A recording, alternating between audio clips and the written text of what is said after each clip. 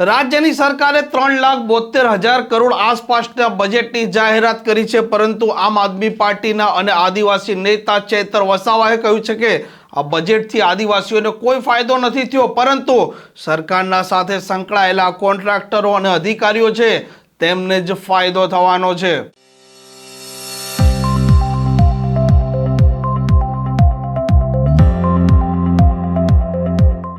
નમસ્કાર, આપ જોઈ રહ્યા છો હોટલાઇન ન્યૂઝ અને હું છું આપની સાથે તોફિક ગાંચી। રાજ્યની સરકારે 3,72,000 કરોડ આસપાસના બજેટની જાહેરાત કરી છે, પરંતુ સરકારે જે બજેટની જાહેરાત કરતા ધમાસાણ મચ્યું છે, કેમ કે આદિવાસીઓના પ્રશ્ને સતત બોલી રહેલા આમ આદમી પાર્ટીના ડેડિયાપાડાના ધારાસભ્ય ચૈતર વસાવાએ કહ્યું છે કે આ બજેટમાં એવી કોઈ જોગવાઈ જ નથી જેથી કરીને રાજ્યના લોકો કે ખાસ કરીને આદિવાસીઓને તેનો યોગ્ય લાભ થાય।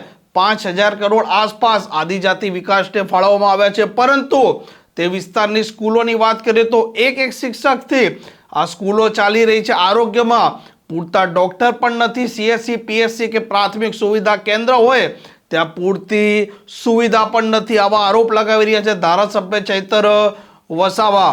ગુજરાતના મુખ્યમંત્રી ભૂપેન્દ્રભાઈ પટેલ અને નાણામંત્રી કનુભાઈ દેસાઈ દ્વારા 2025-26નું આજે બજેટ રજૂ કરવામાં આવ્યું છે, ત્યારે આ વર્ષે 3,70,250 કરોડનું પુરાતનવાળું અને આંકડાની માયાજાળ સાથેનું બજેટ એમણે રજૂ કર્યું હોય એવું અમને લાગે છે।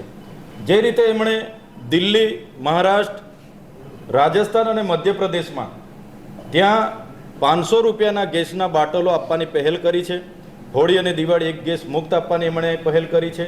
એવી જ રીતે મહિલાઓને 2,500 રૂપિયા આપવાની પહેલ કરી છે। તેવી જ રીતે યુવાનોને બેરોજગાર ભથ્થું આપવાની પહેલ કરી છે। વૃદ્ધ પેન્શન વધાવીને 2,500 આપવાની પહેલ કરી છે।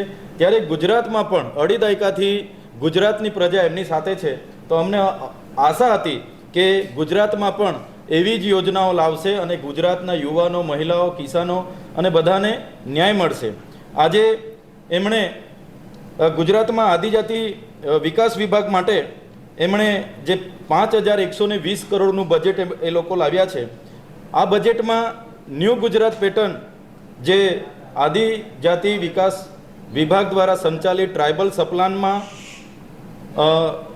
દરેક જિલ્લાઓમાં હોય છે, એના દ્વારા એ બજેટ 37.5% વધારા સાથે 1,100 કરોડ કરવામાં આવ્યું છે।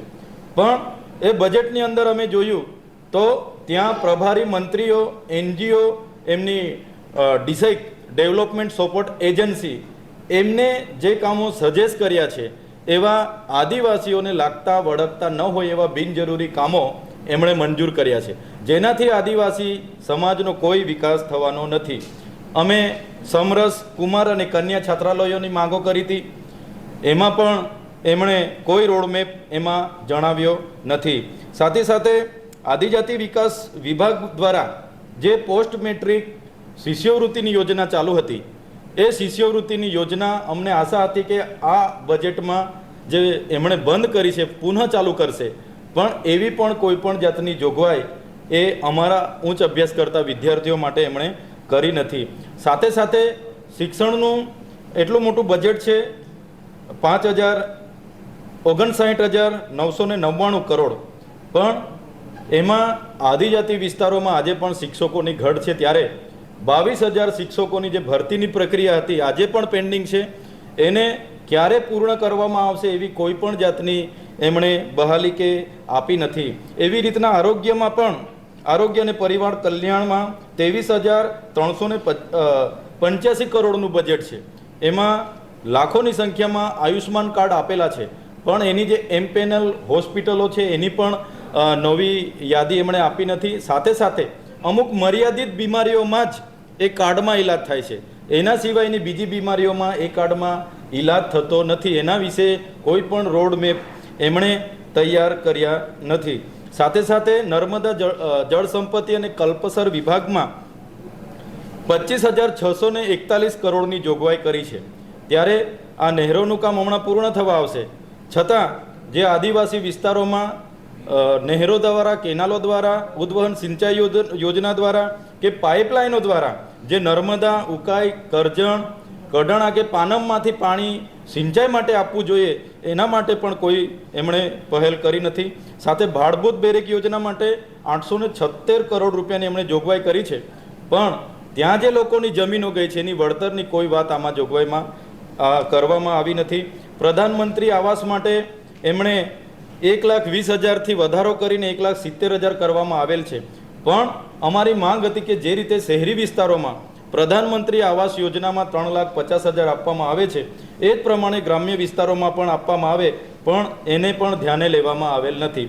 સરસ્વતી સાધના યોજના અંતર્ગત 84 કરોડ રૂપિયાની જોગવાઈ કરવામાં આવેલ છે, પણ 2023-24, 2024-25ની સાયકલો આજે પણ જે વિનામૂલ્યે મળવી જોઈએ તે આજ દિન સુધી મળી નથી. એની માટે પણ કોઈ એમણે જોગવાઈ કરી નથી. અને દાહોદ ખાતે ગ્રીનફિલ્ડ એરપોર્ટ માટે 210 કરોડ રૂપિયાની જોગવાઈ એમણે કરી છે, પણ ત્યાંની કોઈ પણ ગ્રામસભા, ત્યાંની જમીનના માલિકની સહમતિ કે કોઈ પણ જાતની પ્રોસેસ વગર બારોબાર એરપોર્ટની, ગ્રીનફિલ્ડ એરપોર્ટની જરૂર ત્યાં ન હોવા છતાં એમણે જાહેરાત કરી છે. ત્યારે એવી જ રીતે કિસાન સૂર્યોદય યોજનાની એમણે વાત કરી છે, પણ આજે પણ આદિવાસી વિસ્તારોમાં દિવસે વીજળી આપવાની કિસાન સૂર્યોદય યોજના ક્યાંય ચાલુ નથી.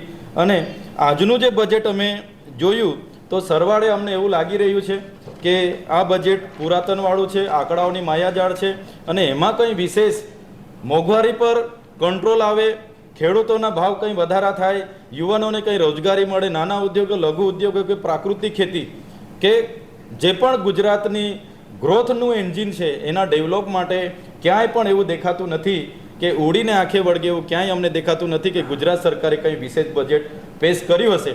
તો અમને જે આશા અને અપેક્ષા હતી ગુજરાત સરકાર પર કે ગુજરાતની જનતાને ધ્યાને રાખીને બજેટ બનાવવામાં આવશે, પણ એવું ક્યાંય જોયું નથી કે ક્યાંય દેખાતું નથી. ક્યાંક ને ક્યાંક રોડ રસ્તા હોય કે તમામ જગ્યાઓ પર એમના NGO, કોન્ટ્રાક્ટરો અને એમના પ્રભારી મંત્રીઓના હવાલાના આધીન એમના જે ઇશારે આયોજનો બધા થયા છે, ત્યારે એ ચોક્કસ ને ચોક્કસ આ બજેટમાંથી આવનારા દિવસોમાં ખૂબ મોટી ગેરરીતિઓ બહાર આવશે એવું અમે સ્પષ્ટ માનીએ છીએ. આ બજેટથી અમને જે અપેક્ષાઓ હતી એમાં પાણી ફરી વળ્યા છે.